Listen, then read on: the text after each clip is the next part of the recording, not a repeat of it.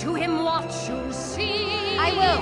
Trust me, my dear, that's how fast he'll leave you. I won't say I told you so. Welcome to MsMojo, and today we're counting down our picks for the top 10 Disney revenge songs. So my only interest is showing this princess that I am the queen and my reign will be endless! I want what I deserve! I wanna rule the world! For this list, we'll be looking at the best, catchiest, and most memorable tracks from characters who believed they'd been wronged and wanted justice. We're opening this list up to any character under the Disney-owned umbrella. Which Disney revenge song do you find the most compelling? Let us know in the comments. Number 10. Revenge is Gonna Be Mine, Once Upon a Time. In Season 6, the show's creators gave the fans what they'd wished for, a musical episode.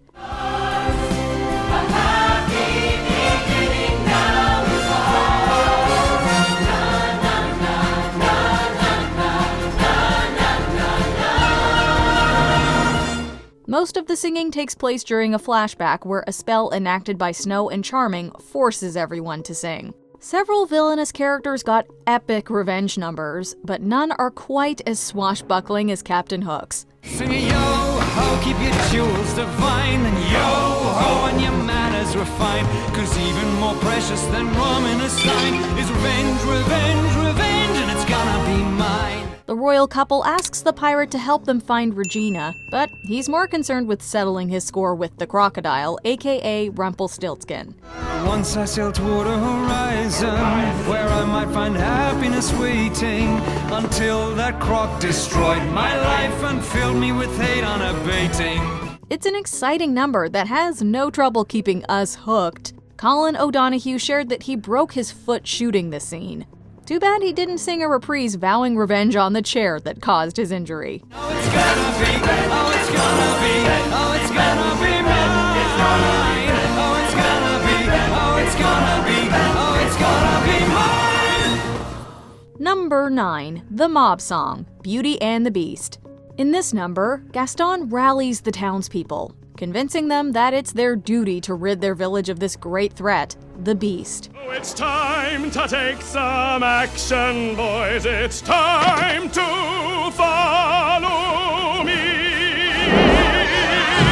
We can't deny that it's a catchy tune meant to be sung at the top of one's lungs, and to find a pitchfork to wave around.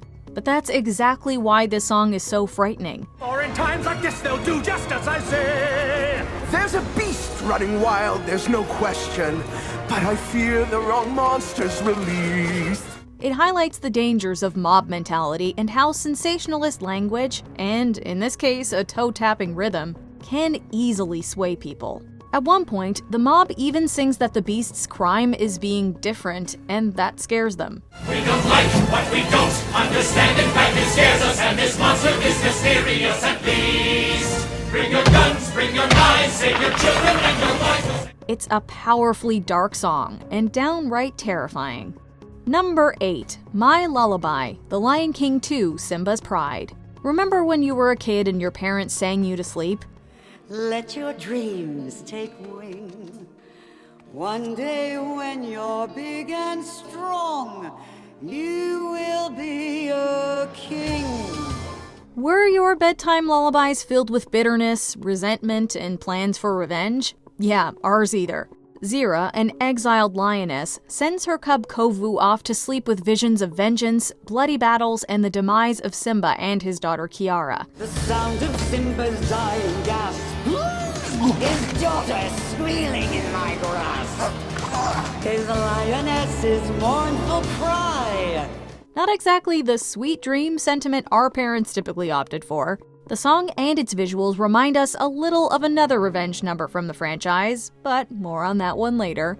My Lullaby comes to a chilling conclusion with Zira and the other outsiders reveling in her fantasy against the backdrop of a blood-red sky. That's my lullaby.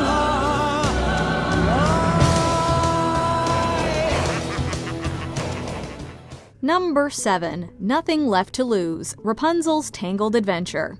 Rapunzel's double-crossed by her handmaiden and bestie Cassandra after the latter uncovers their intertwined histories. Cassandra sings this duet with Varian, who tries to stop her from spiraling further down the path of hate, anger, and vengeance. The path of hate is a dangerous track. You take one step and it's hard to turn back. It pulls you along, and though it seems wrong, it feels right. He urges her that the more she succumbs to it, the harder it will be to turn back. And he should know. But it's too late. My rivals will fall as my power ascends. Despise me, that's fine. I'm taking what's mine, even so. Not like you. This isn't the only song where a character tries to talk Cass out of villainy either, with the other being Crossing the Line. But this duet is banging. And Eden Espinosa and Jeremy Jordan's voices are so good that we can't imagine how anyone could have dark thoughts while listening to it. I choose no tears and lose no sleep. What I want, I'll take and keep. You can stop the turning of the screws. Number 6. Queen of Mean, Descendants 3.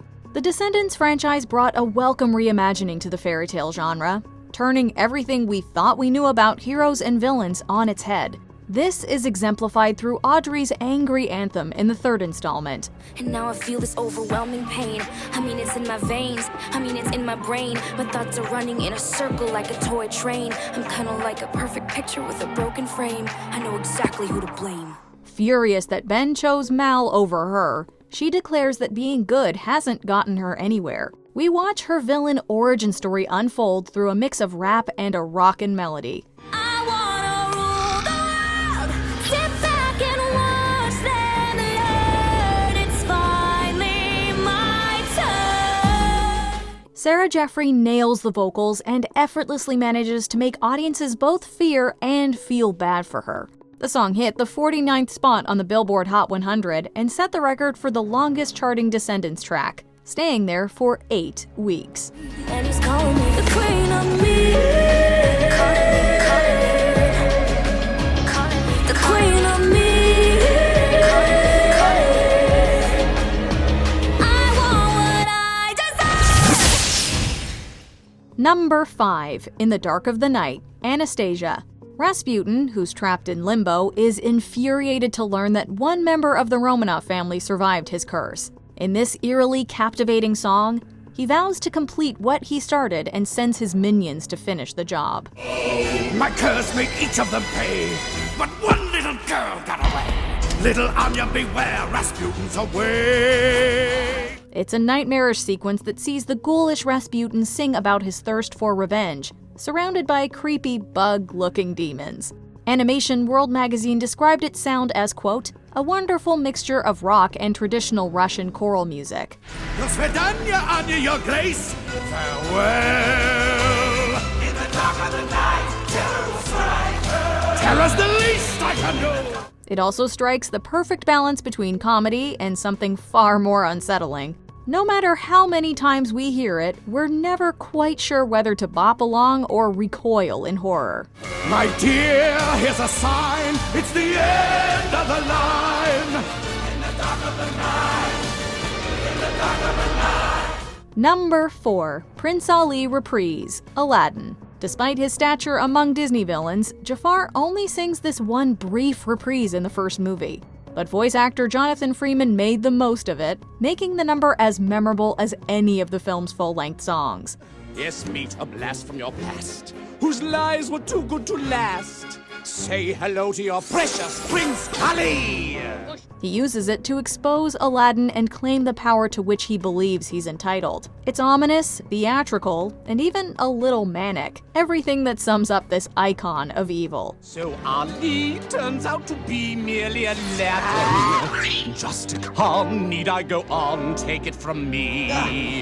Unfortunately, it was cut from the 2019 live-action remake. However, he does get a second, longer revenge track called You're Only Second Rate in the 1994 straight-to-video sequel.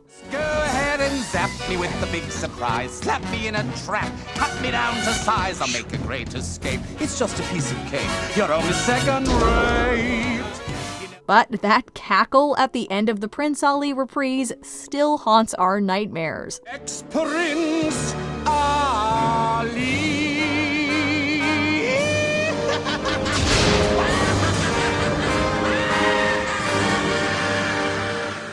Number 3. Hellfire, The Hunchback of Notre Dame. Many say that Judge Frollo is one of Disney's scariest villains because he's just a regular guy. He doesn't possess any magical abilities, no tricks up his sleeve, just a dangerously diluted sense of right and wrong. This burning desire is turning me to sin. And the scariest part of all, he thinks he's the good guy. It's not my fault. If in God's plan, he made the devil so much stronger than a man. In Hellfire, he battles his own demons, ultimately blaming Esmeralda for his so-called impure thoughts. The solution? Make her choose between him or death. Destroy Esmeralda and let her taste the fires of hell, or else let her be mine and mine alone. Apparently, Disney execs were left in a cold sweat when Alan Menken and Stephen Schwartz first demoed the song. Can you blame them? Disney's presented kids with some questionable stuff before, but this is a whole other level.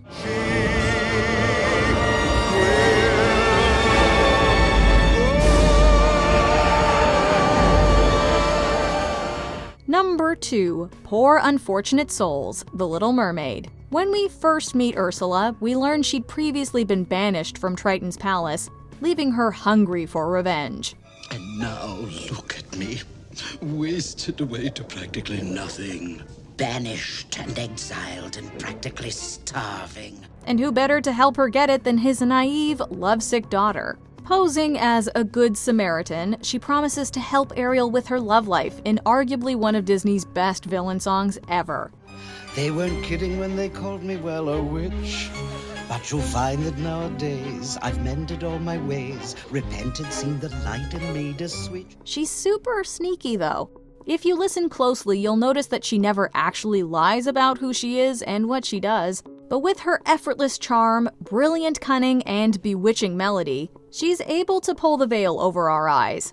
If you want to cross a bridge, my sweet, you've got to pay the toll. Take a gulp and take a breath and go ahead and sign the scroll. Flotsam jetsam, now I've got her, boys. The boss is on a roll. Everything about this song is as irresistible as the deal she initially strikes with Ariel.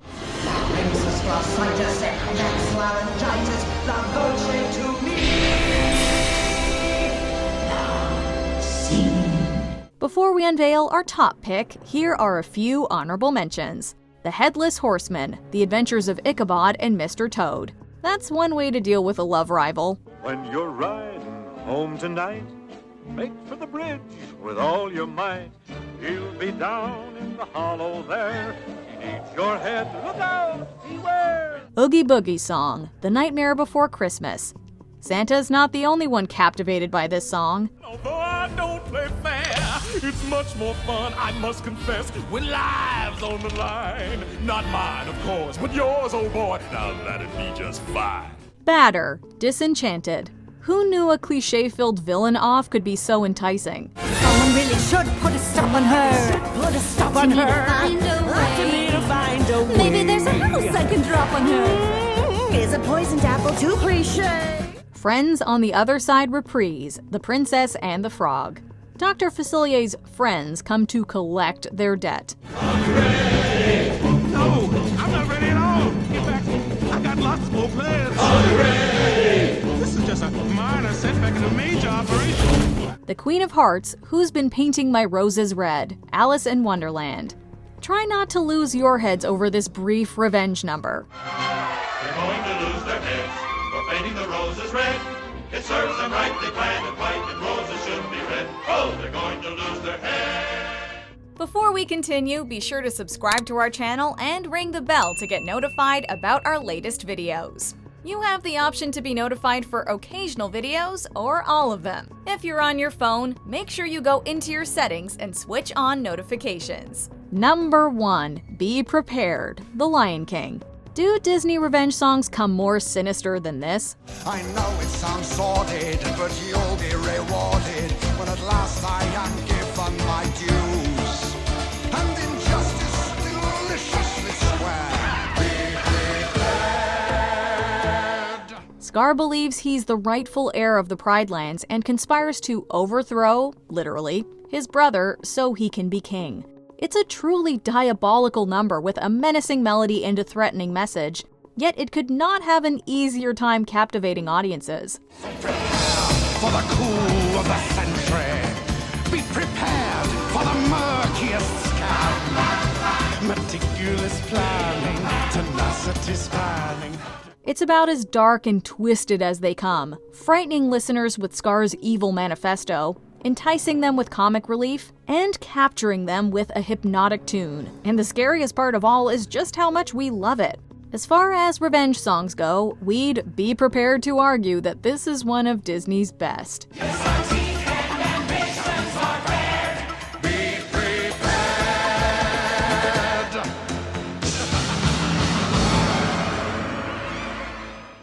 Do you agree with our picks? Check out this other recent clip from MsMojo. And be sure to subscribe and ring the bell to be notified about our latest videos.